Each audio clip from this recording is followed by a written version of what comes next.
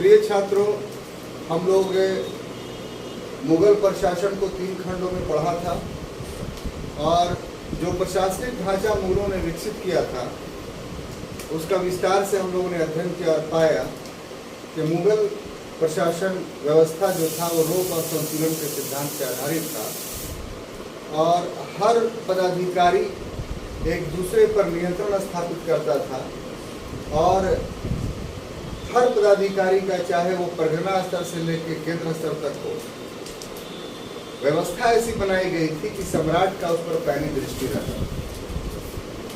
पदानुक्रम तो था, हायरार्की प्रशासन में बनी हुई, लेकिन ये हायरार्की, ये पदानुक्रम सिर्फ इस बात पर आधारित नहीं था कि नीचे वाले पदाधिकारी ऊपर के अधीन है, बल्कि इस नियम पर आधारित था कि हर पदाधिकारी एक दूसरे पर नियंत्रण रख रहा था और इस नियंत्रण का लाभ ये हो रहा था कि सम्राट इतने विशाल प्रशासन पे, प्रशासनिक वर्ग पे एक प्रभावी नियंत्रण बनाने में सफल हुआ। तो ये रोक और संतुलन के आधार पर मुगल प्रशासन का विकास हम लोग पूर्व के क्लासों में देख चुके हैं। अब मुगल प्रशासन की एक विशेषता थी, वो विशेषता थी मनसबदारी व्यवस्था। तो क्या था ये मनसबदारी व्यवस्था? हम लोग आज के क्लास में इसका अध्ययन करेंगे, ठीक है। तो मनसबदारी व्यवस्था का जो जन्म होता है, यानी जो शुरुआत होती है, उस पर अगर दृष्टि डाला जाए तो पाते हैं कि यह मनसबदारी व्यवस्था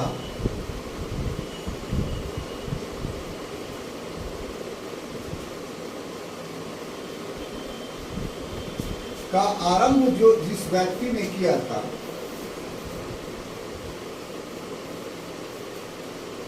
वह व्यक्ति था खलीफा अबू सईद।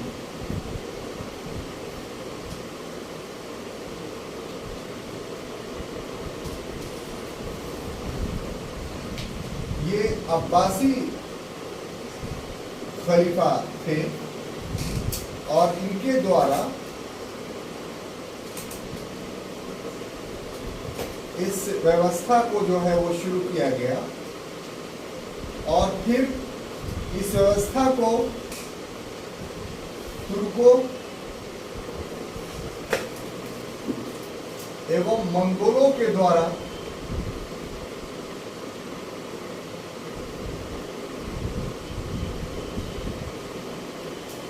अपनाया।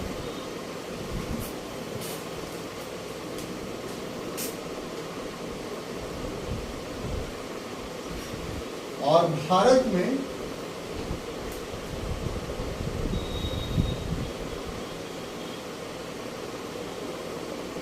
मुगलों द्वारा इसे अपनाया।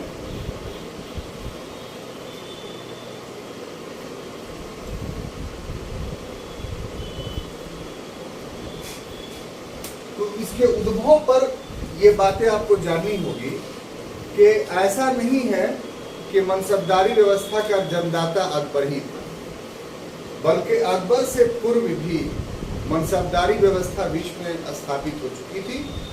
जो जिसने स्थापित किया था वो बगदादी खलीफा अबू सईद थे और उनके बाद जब तुर्कों ने शासन स्थापित किया तो उनके द्वारा भी जगह जगह पर मनसबदारी व्यवस्था को लागू किया गया और फिर मंगोलों ने जो व्यवस्था स्थापित की उसके द्वारा भी जो है वो इस व्यवस्था को स्थापित किया गया, मनसबदारी व्यवस्था को।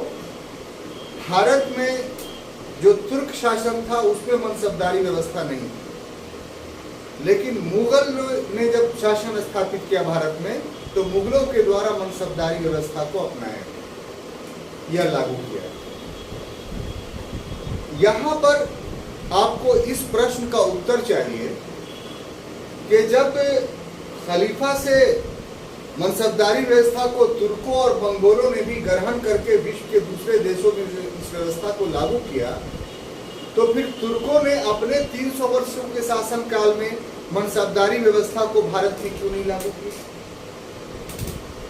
तो इसका उत्तर यह है कि तुर्क लोग जब भारत में आए तो आपने देखा के प्रारंभिक दिल्ली सल्तनत के जो शासक थे, उन शासकों ने तुर्क जाति की श्रेष्ठता को स्थापित किया, यानी महत्वपूर्ण पद सिर्फ तुर्किश लोगों को ही प्रदान किया गया, गैर तुर्क या भारतीय लोगों को महत्वपूर्ण पद नहीं प्रदान किया।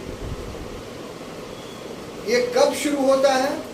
तो मोहम्मद बिन तुगलक के समय में शुरू होता है कि मोहम्मद तुगलक ने भारतीयों को या गैर तुर्कों को अपने प्रशासन में उच्च पद दिए। उसके पहले तक तुर्कों ने जातीय श्रेष्ठता के सिद्धांत को अपनाया। अब जातीय श्रेष्ठता के सिद्धांत उनकी मजबूरी थी।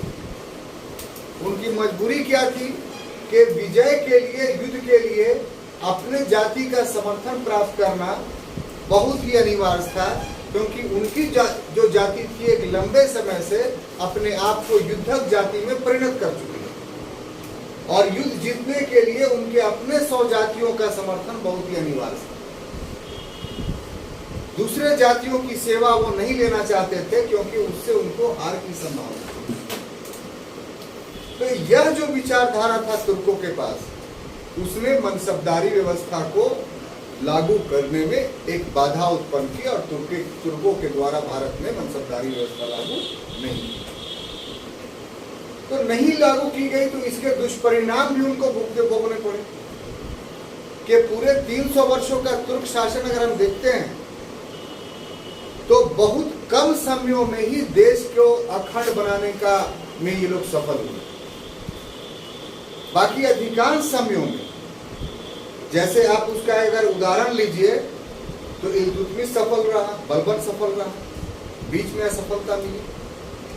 बलबन के बाद फिर अलाउद्दीन खिलजी होता है, वो संपूर्ण भारत पर, भारत के अधिकांश भागों पर शासन करने में सफल होता है। इसके बीच के पीरियड में जो है वो भारत विखंडित हुआ। अलाउद्दीन खिलजी से लेकर के मोहम्मद तुगलक का जो बीच का पीरियड है उसमें बहुत सारे क्षेत्रीय राज्य उभर करके सामने आए। फिर मोहम्मद तुगलक के जीवन काल में ही विखंडन की प्रक्रिया शुरू हुई। सैयद और लोदियों का तो क्षेत्र बहुत कम हो गया था।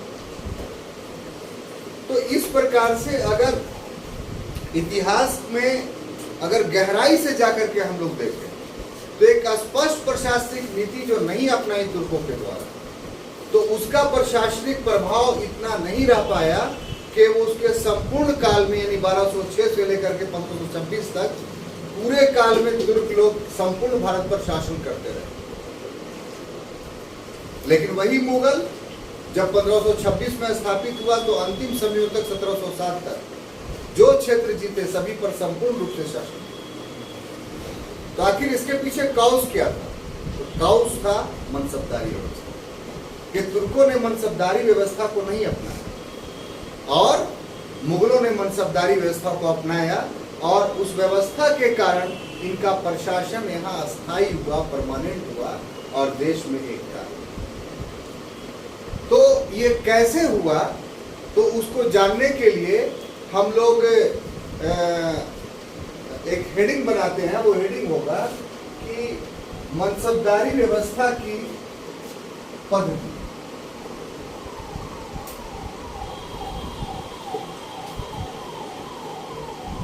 मनसबदारी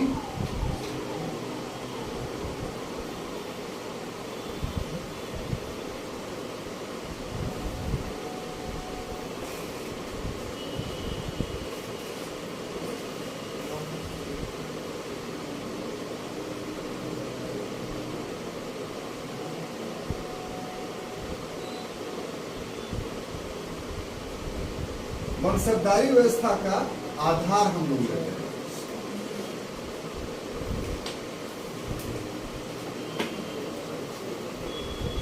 तब हम लोग को समझ में आएगा कि आखिर मुगल क्यों सफल हुए, यह मनसबदारी व्यवस्था क्यों एक अच्छी व्यवस्था। तो मनसबदारी व्यवस्था पर का आधार का अगर हम बात किया जाए तो इसका सबसे पहला जो आधार था वो ये था कि योग्यता को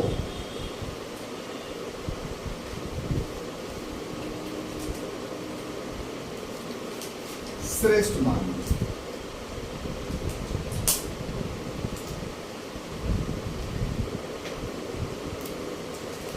दूसरा आधार इसका ये था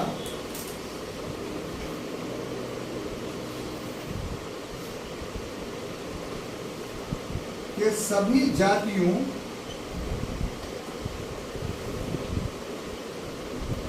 को सम्मिलित कर। तीसरा आधार ये था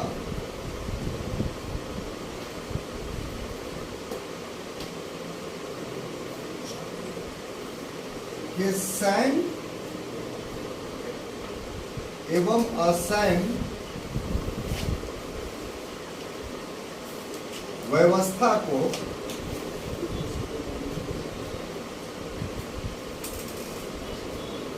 एकीकृत करना।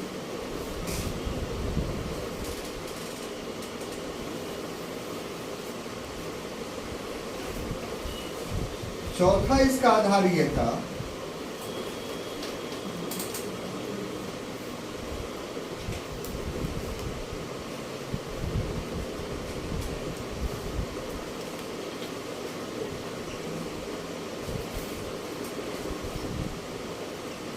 एकीकरण की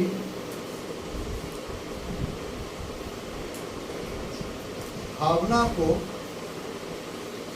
जन्म दे।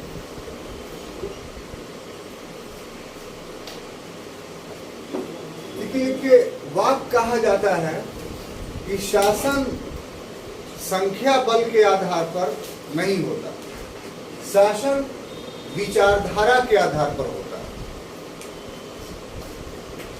शासन व्यक्ति नहीं करता, शासन विचारधारा करती है। इसका अर्थ यह हुआ कि आप कोई भी शासन व्यवस्था स्थापित कीजिए, उसकी सफलता और असफलता उस शासन व्यवस्था की पद्धतियों पर निर्भर करता है। और शासन व्यवस्था की पद्धति ऐसी होनी चाहिए कि जिस पर शासन किया जा रहा हो उसकी आकांक्षाओं का ध्यान रखा जाए, और जहां शासन किया जा रहा हो वहां कोई व्यक्ति हाशिए पर नहीं आए। हाशिए पर नहीं आने का मतलब यह हुआ कि शासन की पहुंच हर व्यक्ति तक हो या हर व्यक्ति का पहुंच शासन तक हो, तो इससे कोई व्यक्ति हाशिए पर नहीं जाता। तो मनसबदारी व्यवस्था का बेस जो था, या जो जिस विचारधारा पर वो आधारित थी, वो विचारधारा को जानना आपके लिए काफी महत्वपूर्ण होगा कि आखिर किस थॉट के तहत मनसबदारी व्यवस्था स्थापित किया गया या मनसबदारी व्यवस्था को लागू किया गया, या दूसरे शब्दों में कि मनसबदारी व्यवस्था का बेस क्या था, आधार क्या था। तो हमने कुल 4 आधारों को इसमें चुना है, और भी बहुत सारे हैं, लेकिन महत्वपूर्ण जो दिखाई पड़ता है वो 4 पिलर्स हैं। इसके 4 बेस है जिस पर ये खड़ा हुआ है। ये इसको और दूसरे ढंग से कहें कि ये 4 विचारधाराओं पर खड़ा हुआ है। इसके 4 थॉट्स हैं, 4 सोच है इसमें। उसमें पहला सोच या पहला आधार क्या है कि योग्यता को श्रेष्ठ मानना। यानी प्रशासन का जब गठन किया जाए तो उसमें जिन लोगों को शामिल करेंगे वो इस आधार पर शामिल नहीं करेंगे कि वो हमारी जाति का है, हमारे धर्म का है, हमारे परिवार का है, बल्कि इस आधार पर शामिल किया जाता था इसमें कि ये व्यक्ति प्रशासन के लिए योग्य है। बात समझ में आई? इनमें पूरी योग्यता है, इसीलिए प्रशासन हम दे रहे हैं। अब देखिए इसका एक्सप्लेनेशन क्या है कि अगर योग्य लोगों को आप प्रशासन में नहीं लेंगे और अयोग्यों को ले लेंगे तो इससे 2 नुकसान होगा उस प्रशासन को। एक कि प्रशासन को जिस ढंग से काम करना चाहिए वो काम नहीं कर पाएगा, और दूसरा जो योग्य व्यक्ति को प्रशासन से बाहर रखती है वो अपनी योग्यता के बुनियाद पे उस प्रशासन का विरोध करेगा, और उस विरोध को के सहन शक्ति उस प्रशासन में नहीं है जो अयोग्यों के द्वारा बनाई गई। इसलिए हर दृष्टि से योग्य और श्रेष्ठ व्यक्ति को प्रशासन में लाना ही अच्छे प्रशासन का आधार है। इस मनोभाव को मनसबदारी व्यवस्था में पूरा का पूरा लागू किया। यानी इसमें मुगलों ने यह नहीं देखा कि सिर्फ मुगल ही प्रशासन में रहे, राजपूतों के पास योग्यता थी तो राजपूतों को भी योग पद दिया, या राजपूतों के अतिरिक्त हिंदुओं की अन्य जातियों में योग्यता थी तो उन्हें भी जो है वो प्रशासन में उच्च पदों पर बहाल किया। यानी हर योग्य व्यक्ति का लाभ इस व्यवस्था में उठाने की कोशिश की। ठीक है, कोई कंसेप्ट में दिक्कत नहीं। दूसरा इसका बेस था कि इसमें सभी जातियों को शामिल किया गया। अब देखिए, शासन चाहे राजतंत्र का हो, चाहे लोकतंत्र का हो, चाहे अधिनायक तंत्र का हो, चाहे एक तंत्र का हो, सबों में ये अनिवार्यता है कि अगर वो शासन किसी वर्ग विशेष को हाशिए पर रख देता है, हाशिए पर अर्थ हुआ कि उस वर्ग विशेष को शासन में भागीदार नहीं बनाता है, तो फिर चाहे व्यवस्था किसी प्रकार के शासन व्यवस्था हो, वो बहुत चिरस्थायी और बहुत अच्छा नहीं हो सकता। अच्छा शासन वही होता है कि जिसमें सभी वर्ग, सभी जाति के लोग शामिल हैं, कोई हाशिए पर न रहे, सभी जातियों में योग्यता होती है, उसके योग्यता के अनुरूप उसको पद प्रदान किया जाए। मनसबदारी व्यवस्था का ये भी एक आधार है कि इसमें भारत में रह रहे किसी जाति को छोड़ा नहीं। तीसरा ये कि आमतौर पे जो प्रशासन होता है दो भागों में बटा होता है, एक सैनिक सेवा, एक असैनिक सेवा। अब ये विभाजन सही है, गलत नहीं है, क्योंकि दोनों की प्रकृति सैनिक सेवा की अलग होती है और असैनिक सेवा का अलग होता है। सैनिक सेवा की विशेषता ये होती है कि वो युद्ध करता है, अपने भूभाग की सुरक्षा करता है, अपने नागरिक की सुरक्षा करता है। और असैनिक सेवा का काम ये होता है कि अपने जिस क्षेत्र पर शासन कर रहा है वहां जन कल्याण का काम करता है, लोगों की आकांक्षाओं की पूर्ति करता है। अब इसमें माना यह गया कि जो समय है हमारे पास, उस समय में हम उत्तरदायित्वों को अलग अलग नहीं बांट सकते। हम अगर सैनिक दायित्व को एक वर्ग को दे दें और असैनिक दायित्व को एक वर्ग को दे दें, तो सैनिक काम करने वाला व्यक्ति असैनिक काम के लिए उत्तरदायी नहीं होगा और असैनिक काम करने वाला व्यक्ति सैनिक काम के लिए उत्तरदायी नहीं रहेगा अपने आप। और उस समय की परिस्थिति ऐसी थी कि जो सूबेदार बना दिया जाता था या जो दीवान बना दिया जाता था, तो उसका काम अपने संपूर्ण प्रभावाधीन क्षेत्र में अपने कृत्यों को संपन्न करना होता था। और ये कृत्य जिस शक्ति से संपन्न होते थे वो सैन्य बल था। अगर दीवान के पास सैन्य बल नहीं है तो टैक्स नहीं कलेक्ट कर सकता है।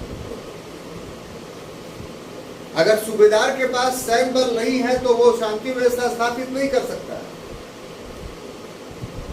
अगर सदर उस सुदूर के पास सैन्य बल नहीं है तो वो न्यायिक काम नहीं कर सकता है, उससे कोई नहीं डरेगा।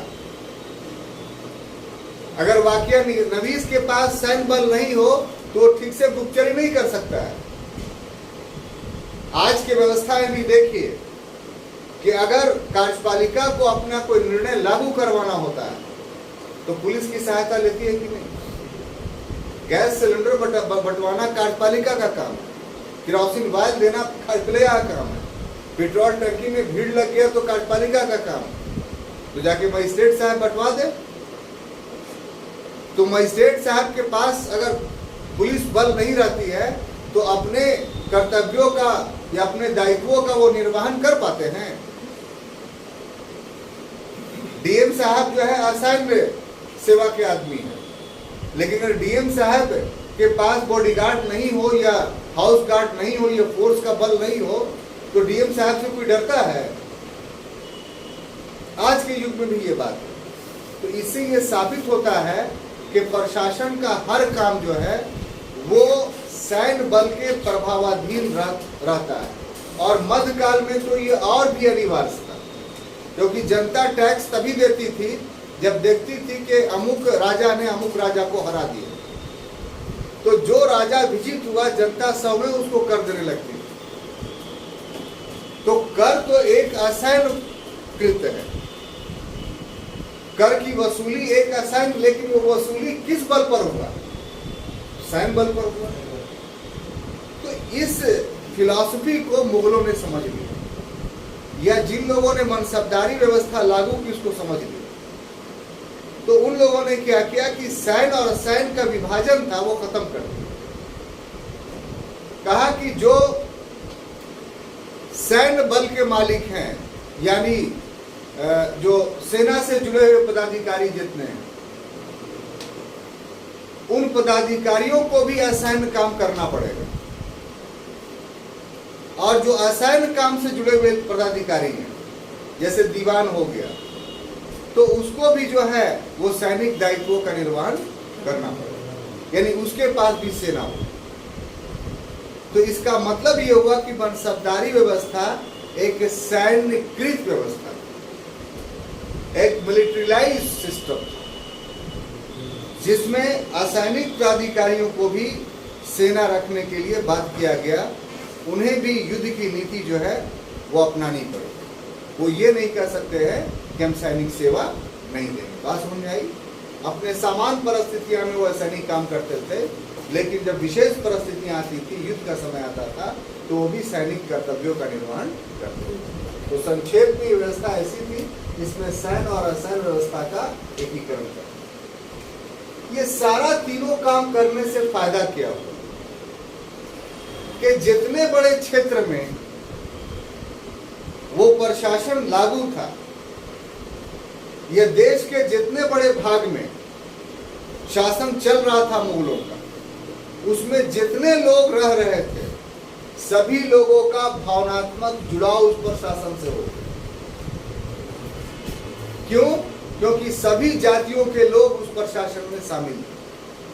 तो इस तरीके से वास्तविक एकीकरण की भावना का उदय हुआ। इसके पहले तक जनता को शासन कार्यों से कोई मतलब नहीं होता, क्योंकि जनता क्या थी, एक विशेष वर्गीय शासन कैसा था, तो एक वर्गीय शासन हुआ करता था, एक विशेष वर्ग का ही उसमें प्रभुत्व था। मनसबदारी व्यवस्था में इसको तोड़ दिया गया और सभी वर्गों को इसमें शामिल किया गया। इसी कारण से जो है इससे एकीकरण की भावना जो है वो बढ़ गई। तो ये वो बेस थे, या आवश्यकता थी, या कह लीजिए गुण था इसका, जिसके कारण जो है वो इस व्यवस्था को मुगलों ने लाया। क्लियर? अब देखिए दूसरा एक हेडिंग बनाते हैं ताकि और आपका क्लियरिटी बढ़े।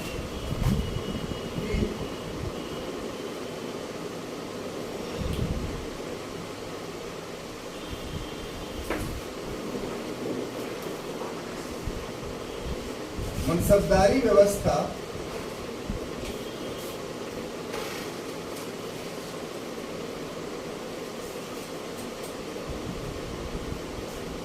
की क्रिया पर,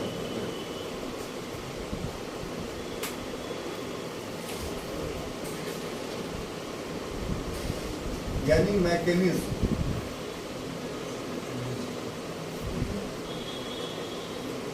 क्या मैकेनिज्म था इसमें, मनसबदारी व्यवस्था में आखिर होता क्या था, तो इसको हम लोग को समझना होगा। तो देखिए, जो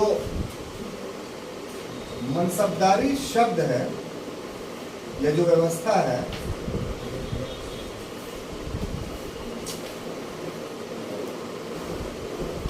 वो मनशब्द शब्द से निकला है।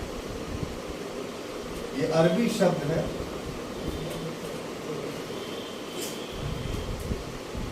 और इस मनशब्द शब्द का जो अर्थ होता है, इसका जो अर्थ होता है वो क्या होता है? पद।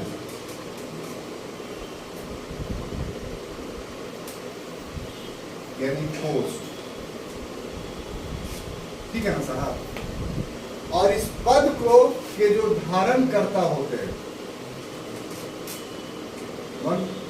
अक्वायर जो होते हैं, जो इस पर विराजमान होते हैं, इस धारणकर्ता को हम बोलते हैं,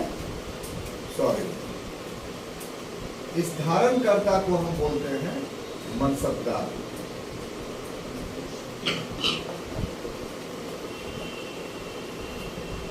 और ये जो व्यवस्था होता है, सिस्टम होता है, ये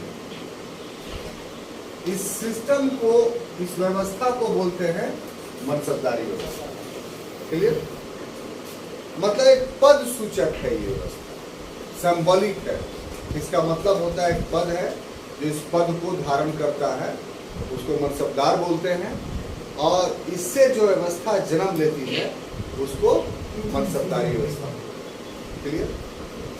अब देखिए कि ये जो पद है, ये जो पोस्ट है जो हमने लिखा, ये आपको समझ में तब आएगा जब इसका अलग एलोब्रेशन किया जाएगा कि ये एक्चुअली में दो पदों का सम्मिलन था, दो पदों का सम्मिलन। मतलब इसमें दो पद होते थे, एक को बोलते थे जात और दूसरा को बोलते थे सवार। ठीक है? एक को बोलते थे जात और दूसरा को बोलते थे सवार। ठीक है? अब जात का क्या अर्थ था? तो जात का अर्थ था कि पदधारी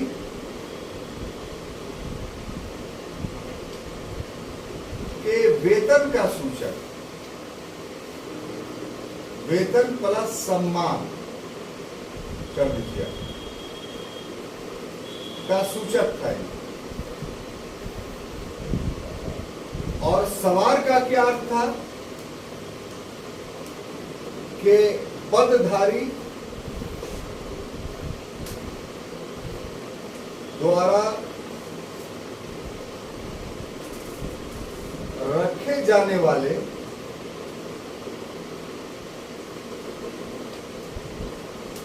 सैनिक की संख्या।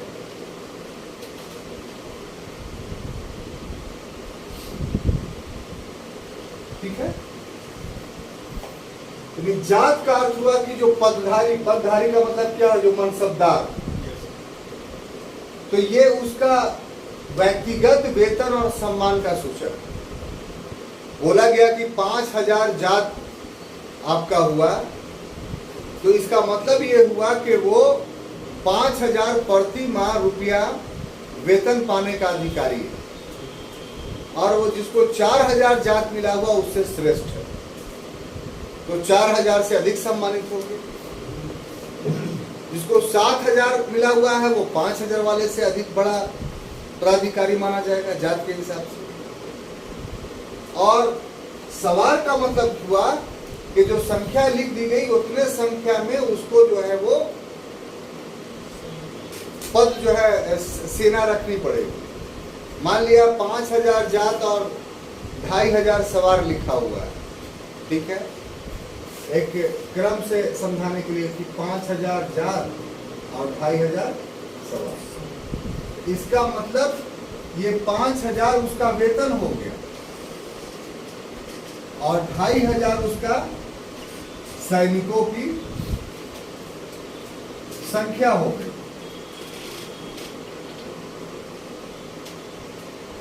ठीक है? अब ये जो मनसबदार बन गया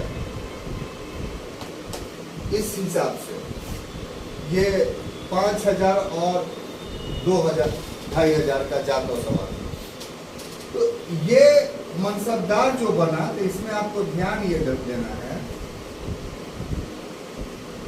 कि इस मनसबदार को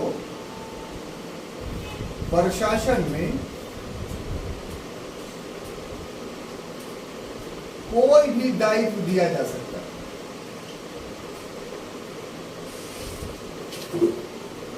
कोई भी दायित्व दिया जा सकता है। कोई भी दायित्व का मतलब यहाँ क्या हुआ, सैन्य या असैन्य, सैन्य या असैन्य। आप समझे, सैन्य अगर दिया जा रहा है तो सेना तो ऐसे भी पहले उसको रखना पड़ता। अंतर किस पर पड़ा, जो असैन्य व्यक्ति था यानी सिविलियन था, जैसे दीवान, तो अब दीवान को भी सेना रखनी। और जो सैन्य पदाधिकारी था वो भी इस बात से अब इनकार नहीं कर सकता है कि हम सिविल काम नहीं करें, जैसे टैक्स की वसूली नहीं करें। तो अब कहने का मतलब कि अब मनसबदार बन गए तो जो निर्धारित पद आपको दे दिया गया, तो उस निर्धारित पद के अतिरिक्त भी जो अन्य दायित्व है उसका निर्वहन आपको करना पड़ेगा। तो इसका मतलब है कि हर पदाधिकारी को प्रशासन के हर काम से जोड़ दिया, लेकिन इसमें एक अपवाद रखा गया। क्या, वो जानिए कि अपवाद जो था वो सदर और सुदूर का था।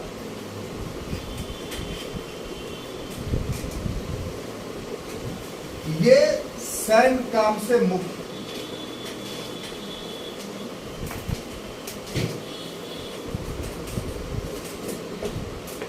यानी सदर और सुदूर जो न्यायाधीश होते थे या काजी उल कुजात, आपको बताया कि सदर और सुदूर और काजी उल कुजात आमतौर पे दोनों एक ही व्यक्ति होता था। सदर उल सुदूर की हैसियत से वो इस्लामी नियमों के अनुरूप कृत्य करने के लिए लोगों को बोलता था, और काजी उल कुजात की हैसियत से वो न्यायिक कार्यों को संपन्न करता था। तो इस व्यक्ति को सैन्य दायित्व नहीं दिया जाता था। बात समझ में आ रही है? बाकी जितने पदाधिकारी थे वो सब के सब मनसबदार कहलाते थे और सभी को जो है दायित्व दिया जाता है। ठीक है, अब देखिए, एक जितना तक समझ में आ रहा है ना अच्छा से, मैंने आपको इस टेक्निक से समझा रहे हैं कि एक सिस्टम के तहत चीजों को आप जान लीजिए। क्लियर, बहुत गौर से समझिएगा। अब देखिए, दूसरा है कि भारत में इसका विकास, भारत में इसका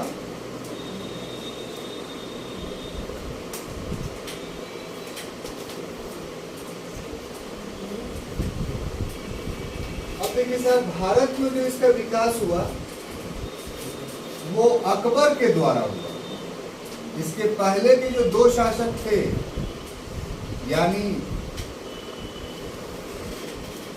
क्या बोलते हैं, बाबर और हुमायूं, उसके काल में प्रशासनिक व्यवस्था बना ही नहीं था मुगलों का, यूं ही शासन चल रहा था। मुगलों का शासन बना ही जो है वो अकबर के द्वारा। तो ये जो अकबर द्वारा 1567 ईस्वी में आरंभ किया गया, ठीक है। 56 में वो बना सम्राट भारत का, लेकिन 56 से लेकर के 67 ईस्वी तक जो है वो प्रशासन का रूप रेखा तय नहीं कर पाया। ये कल के क्लास में भी आपने देखा था उसको, इसके पहले की क्लास में 67 में आके उसने प्रशासन पर सोचना शुरू किया और मनसबदारी व्यवस्था को इंट्रोड्यूस किया। लेकिन 67 में जो मनसबदारी व्यवस्था थी, इसमें जो आरंभ किया वो सिर्फ जात व्यवस्था था,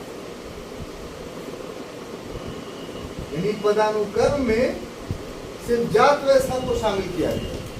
मतलब क्या दिया, सैन्य और असैन्य काम को तो मिला दिया गया, लेकिन शुरुआत में सिर्फ जात व्यवस्था थी, यानी उस मनसबदार का सिर्फ वेतन तय कर दिया गया। आप 5000 के मनसबदार, इसका मतलब क्या हुआ कि आपको 5000 रुपया प्रति महीना जो है वो वेतन मिलेगा। इसमें जात व्यवस्था में 1595 ईस्वी में 1595 में जोड़ा गया सवार व्यवस्था।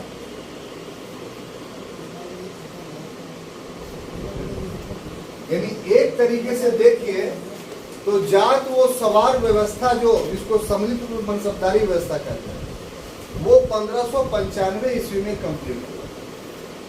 कितना में? 1595। क्लियर? इसमें कोई दिक्कत नहीं है कि जो अकबर द्वारा मनसबदारी व्यवस्था था,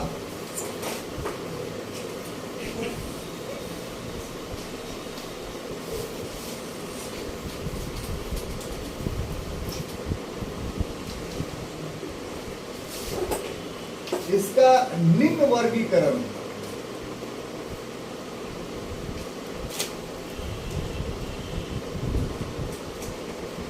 उसमें वर्गीकरण में था कि 33 से लेकर करके 5000 तक के मनसबदार बनाए जाते थे। समझ गए? 7000 का मनसबदार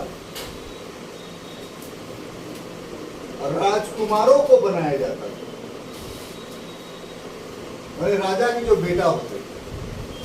लेकिन अगर कोई मनसबदार काफी योग्य है और राजा का बेटा नहीं भी है, जैसे मान सिंह या अजीज कोका, ये सब राजा का बेटा नहीं था, अकबर का बेटा नहीं था, लेकिन इन लोगों को भी 7000 की मनसबदारी दी। और कालांतर में यानी बाद में इसकी संख्या जो है वो 10,000 तक पहुंच गई। 10,000 से 40,000 तक शाहजहां के समय में, यानी 40-40 हजार के मनसबदार बनाए गए अपवाद के रूप में। लेकिन मुख्य रूप से जो डेटा है वो यही है कि 33 से लेकर करके 5,000। बाकी एक परिवर्तन है। अब देखिए कि जो हम वर्गीकरण बोल रहे हैं उसके बारे में, जो पहला वर्ग था उसको बोलते, उसमें जो संख्या थी वो 33 मनसबदार से 33 से लेकर के 500। कितना? 500। दूसरा जो था वो 500 से लेकर करके 2500। ठीक है। तीसरा जो था वो 2500 से लेकर के 5000। अब इस सब का नाम था, क्या था? नाम। ये जो 33 से 500 तक था, सॉरी, इसको मनसबदार बोलते थे।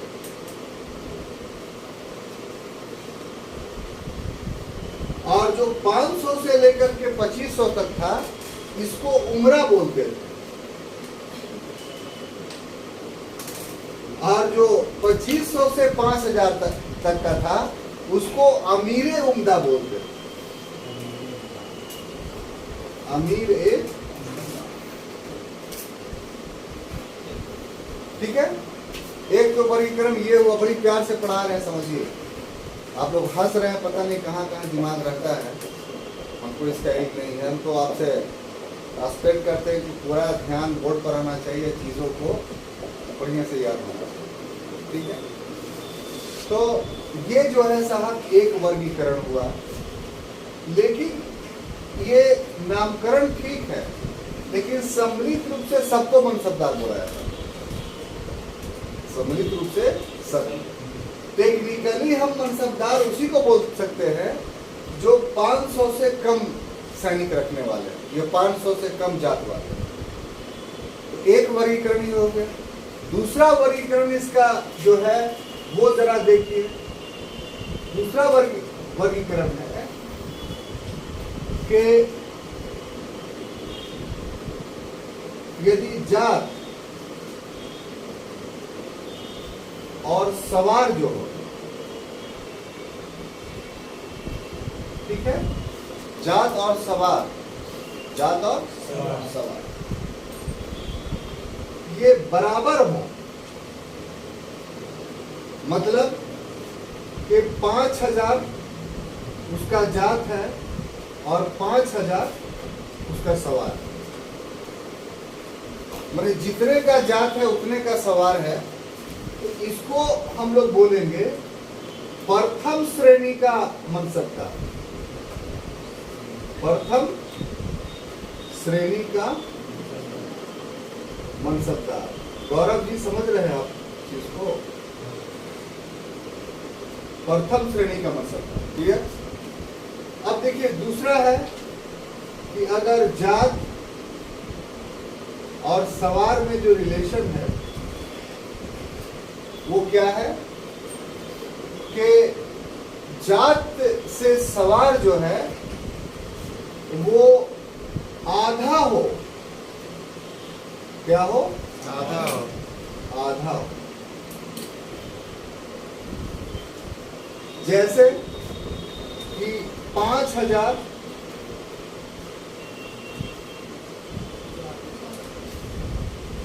आधे से अधिक हो। आधे से अधिक हो। जैसे 5,000 जात और 3,000 सवार। क्लियर? तो ये कहलाएगा जो है द्वितीय श्रेणी का मनसबदार। द्वितीय श्रेणी का मनसबदार।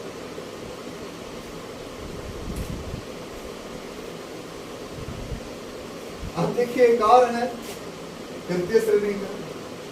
अगर जात और सवार बराबर हो, मतलब अगर बराबर नहीं, आधा हो। जैसे 5,000 जात है तो सवार 2,500। तो ये तृतीय श्रेणी का मनसबदार कहलाता है। तृतीय श्रेणी का मनसबदार।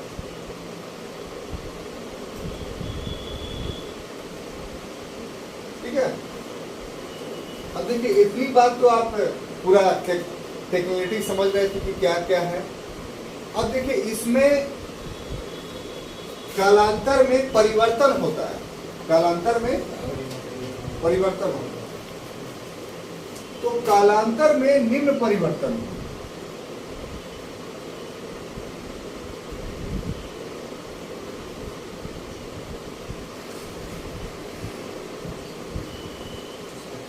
इन परिवर्तनों को आपको समझना है।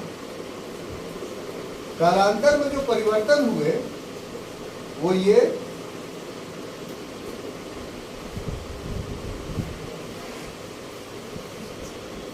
कि जात का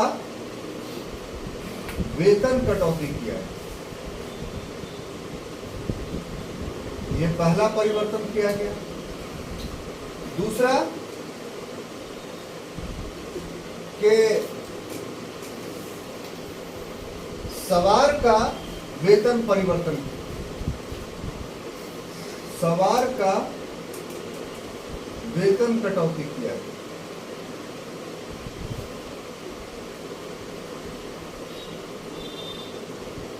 और तीसरा परिवर्तन जो हुआ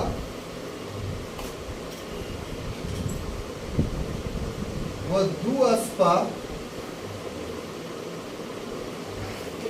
एवं सीअस्पा के रूप में। ठीक है?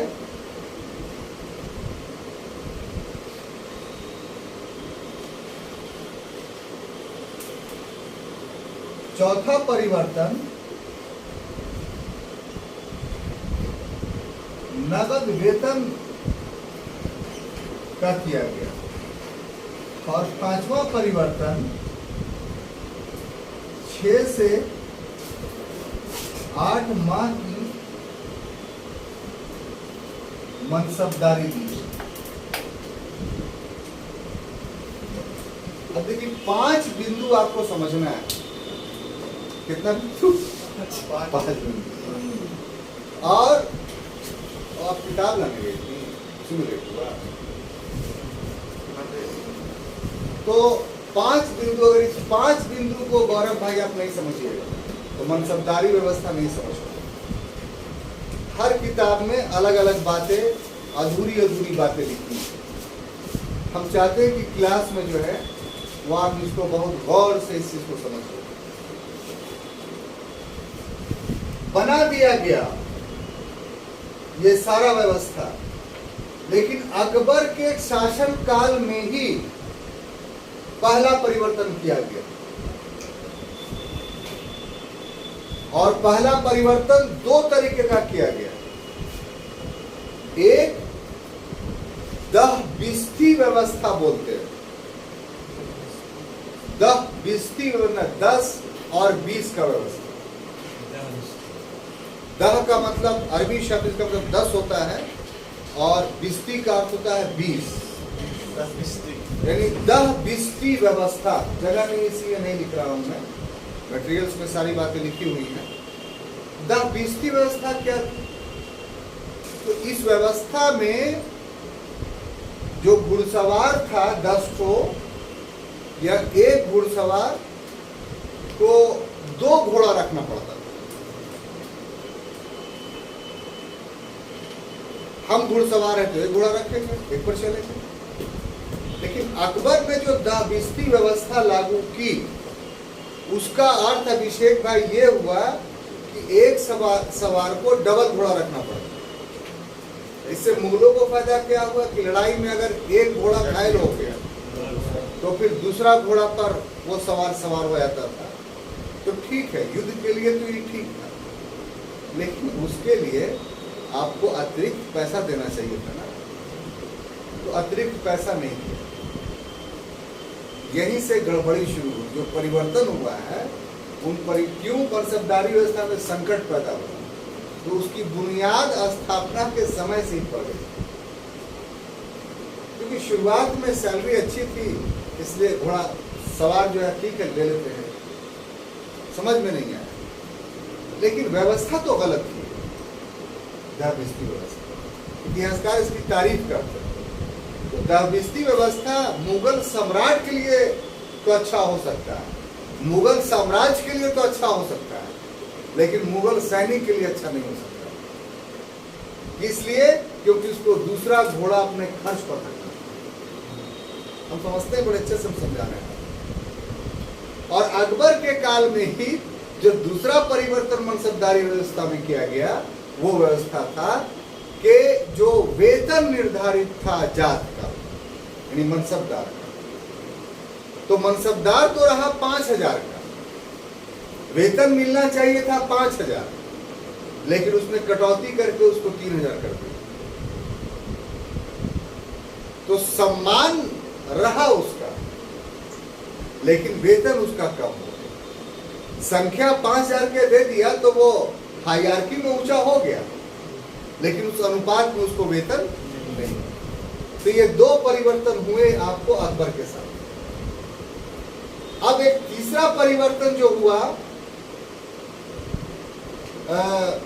वो सवार के वेतन में भी कटौती कर दी। 400 रुपये प्रति माह मिलता था एक सवार को, उसको घटा करके 250 रुपया कर दिया। तो ये तीसरा परिवर्तन था। चौथा परिवर्तन दू अस्पा और सी अस्पा के रूप में किया गया जहांगीर के समय में। वहां दहबिस्ती व्यवस्था था। जहांगीर यानी उसका बेटा जो अकबर का था, वो दू अस्पा सी अस्पा कर दिया। अब दू अस्पा सी अस्पा का मतलब समझते हैं कि जो सवार मनसबदार को फिक्स किया गया कि आप 5,000 जात और 2,500 सवार के मनसबदार, तो नियम के अनुसार आपको 2,500 ही सेना रखनी होगी, है ना भाई मेरे। लेकिन दो अस्पा सी अस्पा जब लागू कर दिया गया तो इसका अर्थ हुआ कि आपको उसका डबल सेना रखना पड़ेगा। यानी वेतन हम देंगे 2,500 का सैनिक का, रखना होगा 5,000। ठीक, तो अतिरिक्त बोझ हो गया उस पर, किस पर? अब इससे मनसबदार छटपटाने लगे कि जो जागीर हमको मिली हुई है उस जागीर से इतनी आय तो हो नहीं रही है कि हम जस्ट डबल सैनिक रखें।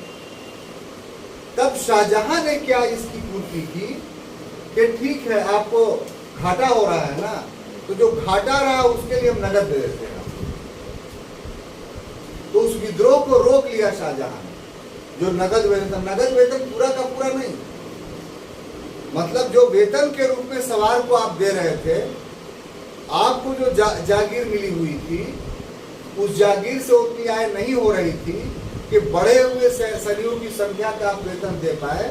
तो जो घटा होगा आपको वो हार्ड कैश हम दे दें। तो इस तरीके से नगद वेतन की पद्धति जो है वो शुरू हुई।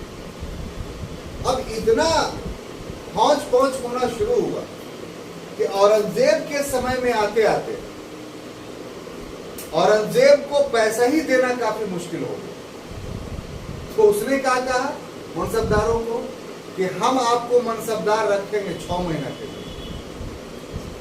6 महीना मनसबदार नहीं रखेंगे, मतलब आपकी सेना का प्रयोग हम 6 महीना करेंगे। अब बोलिए, जो मनसबदार सेना बहाल किए हुए हैं तो अपने सैनिक को बोलेगा कि 6 महीना तुमको वेतन नहीं देंगे, तैयार होगा? तो ये लोड किस पर पड़ गया? मनसबदार पर पड़ गया।